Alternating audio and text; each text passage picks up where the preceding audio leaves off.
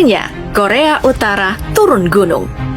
Pasalnya saat ini Korea Utara lagi hangat-hangat diperbincangkan di berbagai media berita terkait keterlibatannya dalam peperangan Israel dan juga Palestina.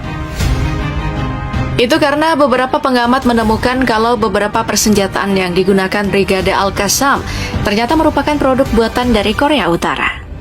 Persenjataan tersebut merupakan amunisi fragmentasi bahan peledak tinggi dari seri F yang dibuat oleh Korut dan ditembakkan oleh Brigade Al-Qassam dari RPG-7-nya. Ya, cuman itu aja, beberapa persenjataan seperti senapan self-loading Type 58 juga diperkirakan berasal dari negara komunis ini. Nah, dari sini para pengamat mengatakan kalau Korut juga ambil bagian dalam peperangan Israel dan Palestina. Namun, beberapa pengamat juga berspekulasi kalau bisa saja senjata-senjata tersebut nggak secara langsung dikirim dari tangan Korea Utara ke Palestina.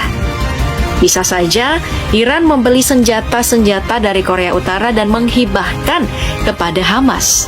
Atau paling banter, Suriah membeli persenjataan dari Korea Utara, kemudian persenjataan tersebut diserahkan ke Hizbullah dan akhirnya dipakailah oleh Hamas.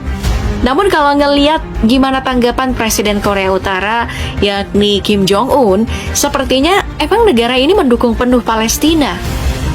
Bisa dibuktikan dari responnya melihat perang di Gaza dengan mengatakan kalau semua ini merupakan konsekuensi dari tindakan kriminal Israel yang tiada henti terhadap rakyat Palestina. Nah, dari argumen tersebut membuktikan kalau Korea Utara berpihak terhadap Palestina. Dengan begitu, Korea Utara juga masuk dalam negara komunis yang mendukung Palestina. Soalnya negara-negara komunis lain seperti Cina, Kuba, Laos, dan Vietnam juga udah mengecam keras tindakan Israel yang menyerang membabi buta terhadap rakyat Palestina.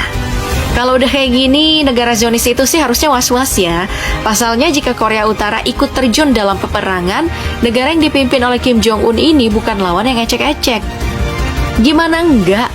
Negara yang dijuluki negeri para pertapa tersebut memiliki 1,2 juta personil aktif yang siap dipadukan bersama 600.000 personil cadangan dan juga 200.000 paramiliter.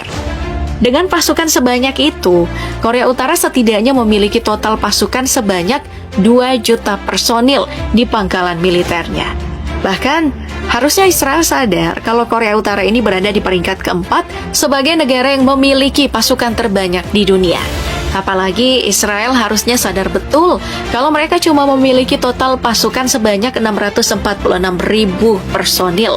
Nah, kalau sampai Korea Utara turun, negara Israel bakal dikepung dengan 2 juta personil milik negara komunis ini.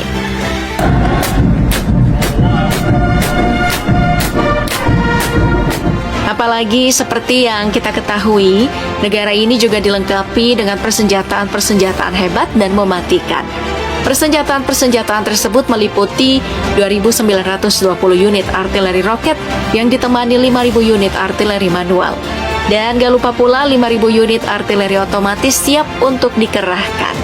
Gak cuma itu aja, negara ini juga masih bisa mengandalkan armada kendaraan lapis baja sebanyak 38.944 unit yang menjadi penopang bagi 6.645 unit tank tempur mereka.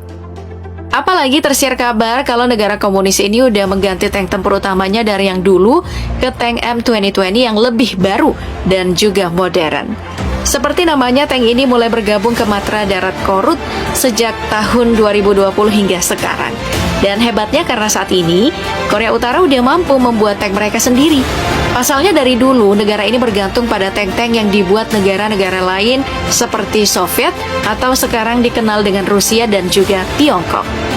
Namun sebelum hadirnya M2020 ini, negara yang dipimpin oleh Kim Jong-un memakai tank yang dibuat oleh Rusia. Mulai dari tank T-62 hingga tank T-72 kesayangan Rusia. Namun di era sekarang, Korea Utara udah berkembang lebih pesat di sektor persenjataan. Bahkan tank M2020 ini disebut-sebut memiliki percampuran desain antara M1 Abrams dari Amerika dan juga T-14 Armata dari Rusia. Apalagi meriam smoothbore-nya ini dipasok dari Rusia dengan nama kode meriam 2A46 berukuran kaliber 125 mm.